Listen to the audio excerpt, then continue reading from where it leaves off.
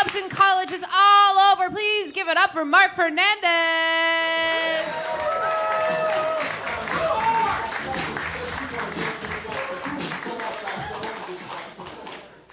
What's the move, everybody?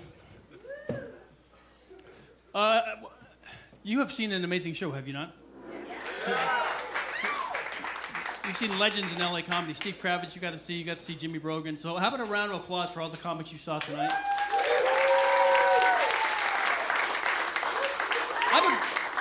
I've been watching the show, and you guys are an awesome crowd. So a round of applause for yourselves, a round of applause for Triumph School Guy, and hipster drug dealer guy, and Scott and Linda, and Oxnard art teacher guy, and Fidel. Give yourselves a round of applause. You guys are awesome. Thank you. I just turned 62 this year, and yeah, you can. Thank you for the ow. I appreciate it. That's nice. Yeah, I am also Filipino. Any other Filipinos here? Really? The fucking Kaiser must be empty. Okay.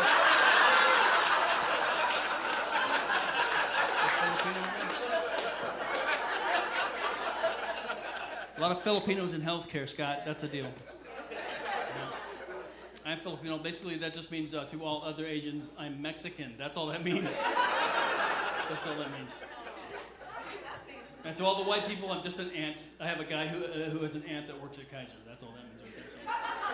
I'm old. I turned 62. I'm old. Here's where I am in my station of life. Here's where old is. Here's where I am. I was playing golf the other day with a buddy of mine. We're on the tee box waiting for the next group to tee off. So we're just sitting on the tee box, and I was looking at my phone, looking at the social media things or whatever. And does anyone else have this happen to them? A lot of bikini-clad women want to be my friend for some reason on the social media things. So I look at my phone, I'm looking at it, and I go to my buddy and go, hey, look at this whore that wants to be my friend.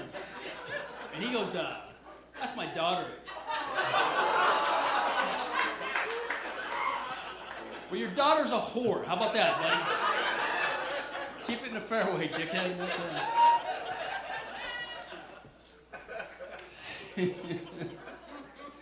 But I like you guys because we all came out. We all wanted to do the same thing, right? We all came here. We have something in common. We all came here because we needed to laugh, right? Yeah. So let's keep it light and let's have fun. That's what I say, right? You guys, let's talk a little bit about racism.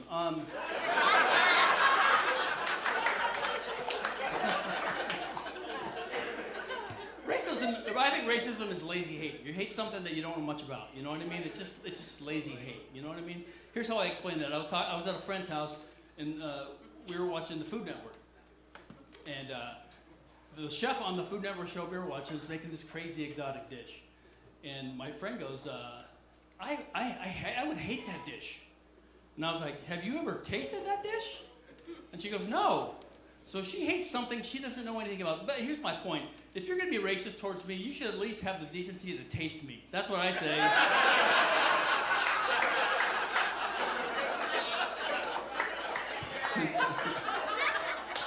Put me in your mouth and have the bravery to put me in your mouth. And if you don't like me then, okay, we can go our separate ways. So whatever. That is fair, right? Long story short, my friend hates me now, but that's all right. It's fine.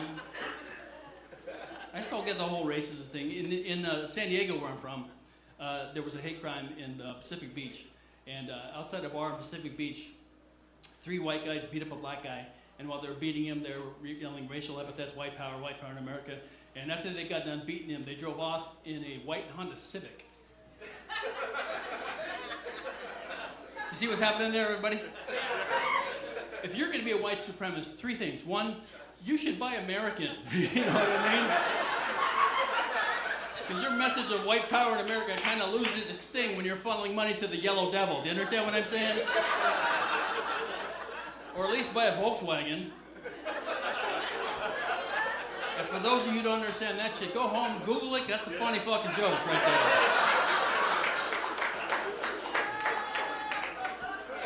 Two white supremacist, white supreme people might want to rethink the name. You know what I mean? I think marketing and advertising people have fucked up that word supreme for you.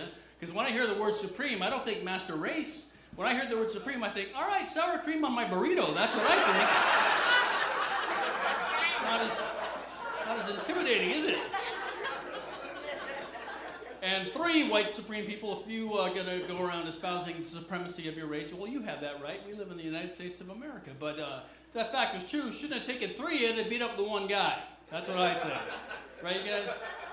Now, if one white guy walked into a bar, beat up three black guys, I'd go, whoa, dude, your shit is supreme. Way to go, man. That's fucking... You move on to the next round against Laos.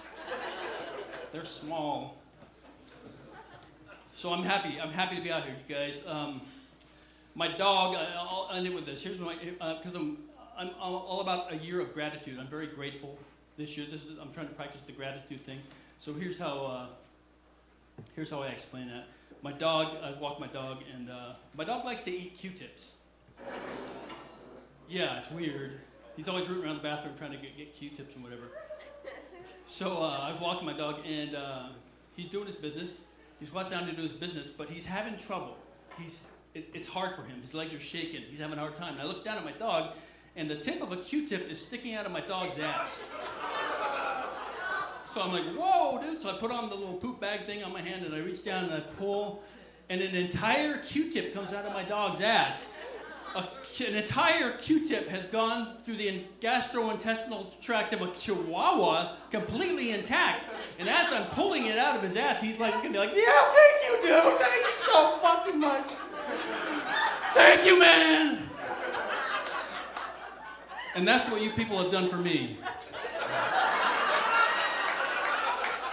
Every once in a while in life, you need someone to pull the Q-tip out of your ass. You guys did that for me. I appreciate that. Thank you very much.